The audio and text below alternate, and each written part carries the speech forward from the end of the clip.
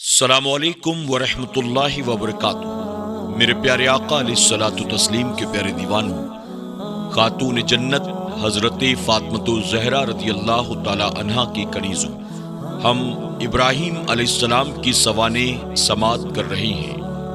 اللہ کے خلیل سیدنا ابراہیم علیہ السلام نے جب بتوں کو توڑا، سزا کے طور پر آپ کو آگ میں ڈالا گیا۔ اللہ رب العزت نے اپنے خلیل سیدنا ابراہیم علیہ السلام کے لیے آگ کو باغ میں تبدیل کر دیا۔ اب آگے نمرود کا ابراہیم علیہ السلام کو باغ میں دیکھنا۔ نمرود نے اپنے محل کی بلندی سے دیکھا تو ابراہیم علیہ السلام کو ایک باغ میں بیٹھے ہوئے پایا، اور ایک شخص یعنی فرشتے کو بھی آپ کے پاس بیٹھا ہوا دیکھا، اور آپ کے ارد گرد لکڑیوں کو جلتے ہوئے آگ کے شعلے بھڑکتے ہوئے دیکھ کر آپ کو پکارنے لگا، اے ابراہیم علیہ السلام، کیا تم اس آگ سے نکل سکتے ہو؟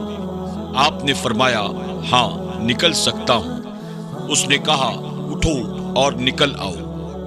ممکن ہے اس نے یہ سمجھا ہو کہ جب نکلیں گے تو باہر جلتی ہوئی آگ سے گزریں گے تو جل جائیں گے۔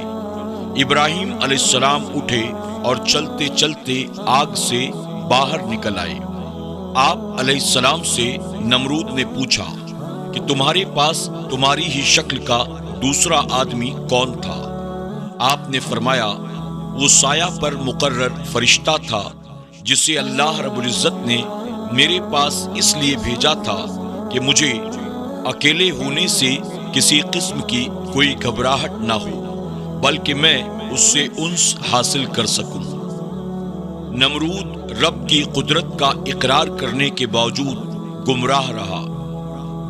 نمرود نے کہا، جب میں نے تمہارے رب کی عزت و قدرت کو دیکھا تو میں نے نذر مانی کہ میں تمہارے رب کا قرب حاصل کرنے کے لیے قربانی پیش کروں گا، اس لیے میں تمہارے رب کے حضور 4000 گایوں کی قربانی کر رہا ہوں۔ ابراہیم علیہ السلام نے فرمایا، جب تک تم اپنے دین پر قائم ہو اس وقت تک اللہ تعالی تمہاری قربانی کو قبول نہیں کرے گا۔ اس نے کہا، میں اپنی بادشاہی کو تو نہیں چھوڑ سکتا، البتہ قربانی ضرور کروں گا۔ اس نے اپنی نظر کے مطابق 4000 گائیں ذبح کر دی، اور آئندہ حضرت ابراہیم علیہ السلام کو سزا نہ دینے کا ارادہ کر لیا۔ البتہ وہ اپنے کفر پر قائم ہی رہا، ایمان اس کو نصیب نہ ہو سکا۔ بعض روایت میں ہے کہ جب کفار نے دیکھا کہ ابراہیم علیہ السلام کو آگ نے نہیں جلایا تو انہوں نے کہا کہ ابراہیم نے آگ پر جادو کر دیا ہے۔ انہوں نے تجربہ کرنے کے لیے ایک بوڑھے کو آگ میں ڈالا تو آگ نے اسے جھلس کر رکھ دیا۔ ابراہیم علیہ السلام نے تمام باطل معبودوں کا رد فرمایا۔ ابراہیم علیہ السلام جس قوم میں تشریف لائے اس میں کچھ لوگ بت پرست تھے، کچھ لوگ ستارہ پرست، کچھ لوگ چاند پرست، کچھ سورج پرست، بلکہ نمرود کی پرستش بھی ہوتی تھی۔ آپ نے بتوں کے معبود ہونے کو دلائل سے باطل کیا۔ قوم نے جب دلائل سے کوئی فائدہ حاصل نہ کیا تو آپ نے بتوں کو توڑ کر اپنی پریشانی کو دور کر کے اپنے دل کو تسلی دی۔ ستارہ پرست لوگ آپ کو بھی ستاروں کی پوجا کی دعوت دینے لگے۔ آپ نے ان کا بھی رد فرمایا کہ یہ ستارے معبود بننے کے قابل نہیں۔ پھر جب ان پر رات کا اندھیرا آیا، ایک تارا دیکھا، بولے، اسے میرا رب ٹھہراتے ہو؟ پھر جب وہ ڈوب گیا، بولے، مجھے خوش نہیں آتے ڈوبنے والے، یعنی یہ تو خود کسی نظام قدرت کے پابند ہیں، ان میں معبود بننے کی صلاحیت نہیں۔ میری توجہ اور محبت کا مرکز تو صرف مالک الملک خالق کائنات وحدہ لا شریک ہے۔ میں تو ان ستاروں سے محبت نہیں کرتا اور نہ ہی ان کو کسی معاملے میں مؤثر حقیقی مانتا ہوں۔ جب ان سے محبت ہی نہیں تو ان کی عبادت کو کیسے میں اچھا سمجھ سکتا ہوں؟ چاند پرستوں نے آپ کو چاند کی عبادت کی دعوت دی، آپ نے ان کا بھی رد کر دیا کہ تم تو گمراہ ہو، حق تو یہ ہے کہ تم خود سیدھی راہ پر آ جاؤ، کیا تم مجھے راہ راست سے بھٹکانا چاہتے ہو؟ یہ ناممکن ہے۔ پھر جب چاند چمکتا دیکھا بولے اسے میرا رب بتاتے ہو۔ جب وہ بھی ڈوب گیا تو کہا اگر میرا رب ہدایت نہ کرتا تو میں انہی گمراہوں میں ہوتا۔ یعنی یہ چاند بھی کسی کے حکم کا تابع ہے، اس کی چمک دھمک بھی کسی ایک علاقہ پر کبھی دوسرے، یعنی ایک وقت میں ایک علاقہ کو چمکا رہا ہے تو دوسرا اس کی روشنی سے محروم ہے۔ تو ایسی چیز جو خود ہی ایک حال پر نہ ہو سکے وہ کیسے معبود بن سکتی ہے؟ یہ تو مجھ پر اللہ تعالیٰ کا فیضان ہے جس نے مجھے سیدھی راہ پر چلا کر اس پر قائم رہنے کی توفیق فرما دی، ورنہ جس قوم میں ہر طرف باطل راہ پر چلنے والے ہی نظر آتے ہوں وہاں ایک فرد کا حق پر قائم رہنا کیسے ممکن ہے؟ سورج پرستوں نے آپ کو سورج کی عبادت کی دعوت دی، یہ تو بہت ہی روشن ہے، یہ تو یقیناً بڑا خدا بننے کے قابل ہے۔ آپ نے ان کا بھی رد فرما دیا کہ میں شرک پر قائم رہنے کی کسی کو جب اجازت نہیں دیتا تو مجھ سے شرک کی امید رکھنا تمہاری حماقت ہے۔ پھر جب سورج جگمگاتا دیکھا بولے اسے میرا رب کہتے ہو، یہ تو ان سب سے بڑا ہے۔ پھر جب وہ ڈوب گیا تو آپ نے فرمایا اے قوم میں بیزار ہوں ان چیزوں سے جنہیں تم شریک ٹھہراتے ہو۔ آپ نے جب سورج کو جگمگاتے ہوئے دیکھا تو قوم سے کہا کہ اسے میرا رب کہتے ہو، سب سے بڑا سمجھ کر اسے بڑا خدا مانتے ہو، یہ بھی تو کبھی ایک علاقے کو جگمگا رہا ہے اور دوسرے کو اندھیرے میں رکھتا ہے، جب دوسرے علاقہ کو روشن کرتا ہے تو پہلے علاقے کو تاریکی میں ڈبا دیتا ہے۔ بھلا وہ چیز جو خود اپنے محور میں گھومنے کے لیے کسی کے حکم کی پابند ہو خدا کیسے بن سکتی ہے؟ نہیں نہیں، یہ خدا کبھی نہیں بن سکتی۔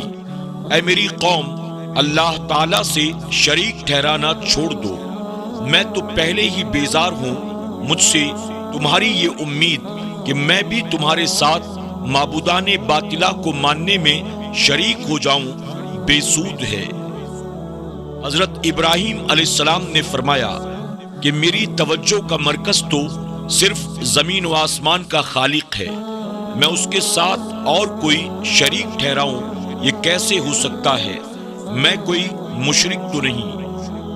قوم نے آپ کو باطل معبودوں کی مخالفت سے ڈرانے کی کوشش کی کہ یہ تمہیں نقصان پہنچائیں گے، ان کی مخالفت سے باز آ جاؤ۔ آپ نے دو ٹوک الفاظ میں جواب دیا، جن کو تم اللہ کے ساتھ شریک ٹھہراتے ہو مجھے ان سے کوئی ڈر نہیں۔ ابراہیم علیہ السلام کا نمرود سے مناظرہ۔ اے محبوب، کیا تم نے نہ دیکھا تھا اسے جو ابراہیم سے جھگڑا اس کے رب کے بارے میں، اس پر کہ اللہ نے اسے بادشاہی دی؟ اس سے مراد اس وقت کا بادشاہ ہے جس کا نام نمرود بن کنعان ابن سنجاریب ہے۔ یہی پہلا بادشاہ ہے جس نے تاج پہنا اور رعایا پر ظلم و ستم کیا، خدائی کا دعویٰ کیا، سارے جہان کی بادشاہت اس کو ملی۔ اس کی کل عمر 800 برس تھی، 400 برس اپنی بادشاہی کے رعب و دبدبے میں گزارے اور 400 برس مچھر نے اسے کاٹا جو ناک کے راستے اس کے دماغ میں داخل ہو گیا تھا۔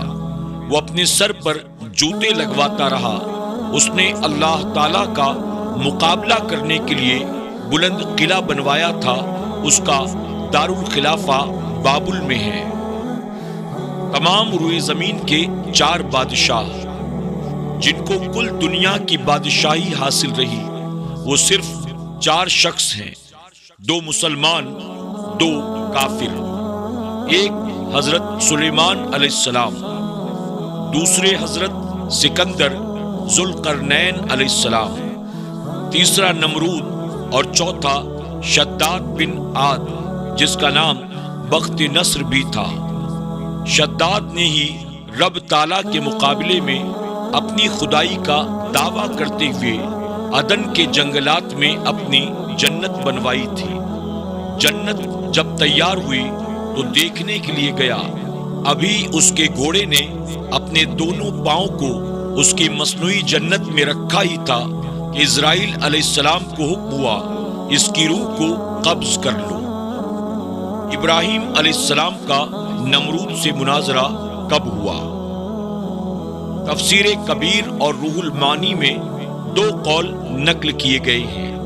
ایک یہ کہ بتوں کے توڑنے کے بعد اور آگ میں ڈالنے سے پہلے، اور دوسرا قول یہ ہے کہ جب آپ آگ سے باہر تشریف لائے اس وقت یہ مناظرہ ہوا۔ مناظرہ کرنے کی وجہ یہ تھی کہ نمرود نے ابراہیم علیہ السلام سے پوچھا کہ تمہارا رب کون سا ہے جس کی میں عبادت کروں؟ ابراہیم علیہ السلام کی رب کے متعلق دلیل، جبکہ ابراہیم نے کہا کہ میرا رب وہ ہے کہ زندہ کرتا اور مارتا ہے، یعنی اجسام میں موت و حیات کو پیدا کرتا ہے۔ ایک خدا کو نہ پہچاننے والے کے لیے یہ بہترین ہدایت تھی، اور اس میں بتایا گیا تھا کہ خود تیری زندگی رب کے وجود کی شہادت دے رہی ہے۔ تو ایک بے جان نطفہ تھا جس نے اس نطفے کو انسانی صورت دی اور حیات عطا فرمائی۔ وہ رب ہے اور زندگی کے بعد پھر اجسام کو جو موت دیتا ہے وہ پروردگار ہے۔ اس کی قدرت کی شہادت خود تیری اپنی موت و حیات میں موجود ہے۔ اس کے وجود سے بے خبر رہنا کمال جہالت، وہ صفاحت، وہ انتہائی بد نصیبی ہے۔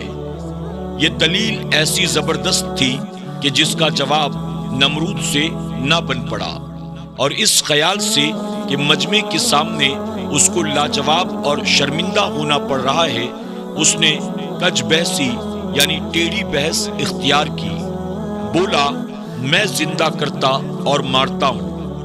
نمرود نے 2 شخصوں کو بلایا، ان میں سے ایک کو قتل کیا اور ایک کو چھوڑ دیا، اور کہنے لگا میں بھی زندہ کرتا ہوں اور مارتا ہوں، یعنی کسی کو گرفتار کر کے چھوڑ دیتا ہوں، یہ زندہ کرنا ہے، اور کسی کو قتل کر کے مار دیتا ہوں۔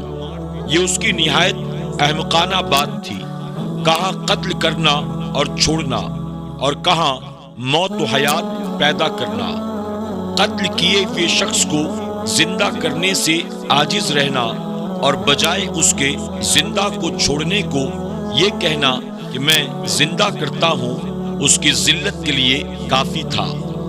عقل مندوں پر تو ظاہر ہو گیا کہ حضرت ابراہیم علیہ السلام کی دلیل قوی اور قطعی ہے، اس کا جواب ممکن نہیں۔ نمرود نے جو دلیل قائم کی تھی اس میں دعویٰ بھی پایا گیا تھا، تو ابراہیم علیہ السلام نے اس پر مناظرانہ گرفت فرمائی، اے جھوٹے مدعی الوہیت، موت و حیات پیدا کرنا تیری قدرت میں کہاں، بلکہ اس کا تصور بھی نہیں کیا جا سکتا، اس سے آسان کام کر کے دکھا۔ ابراہیم علیہ السلام نے فرمایا، بے شک اللہ سورج کو مشرق سے لاتا ہے تو اس کو مغرب سے لے آ۔ یہ سن کر ہوش اڑ گئے کافر کے، وہ اللہ راہ نہیں دکھاتا ظالموں کو۔ وہ کافر رب کی طرف سے حیران کر دیا گیا، ورنہ اس میں بھی وہ کج بحثی یعنی ٹیڑھی بحث اس طرح کر سکتا تھا کہ سورج کو مشرق سے تو میں لاتا ہوں، تم اپنے خدا سے کہو کہ وہ مغرب سے لے آئے، لیکن اللہ تعالیٰ نے اسے مبہوت کر کے لاجواب کر دیا، وہ اس پر ذلیل ہوا۔ جب اس سے کوئی جواب نہ بن سکا تو اس نے کہا میرے پاس تمہارے لیے کوئی غلہ نہیں، تم اپنے رب سے مانگو، وہی تمہیں غلہ دے جس کی تم عبادت کرتے ہو۔ میرے پیارے آقا علیہ الصلوۃ والتسلیم کے پیارے دیوانوں، خاتون جنت حضرت فاطمہ الزہرا رضی اللہ تعالی عنہا کی کنیزوں، آج کا درس اور وقت مکمل ہوا۔ انشاءاللہ کل کے درس میں ہم سماعت کریں گے کہ ابراہیم علیہ السلام نے آخر غلہ کہاں سے لایا اور مزید اس کے آگے کے کیا واقعات ہیں۔ تب تک کے لیے ہمیں اجازت دیں، اپنا خیال رکھیں اور اپنی دعاؤں میں ہمیں ضرور یاد رکھیں۔ السلام علیکم ورحمۃ اللہ وبرکاتہ۔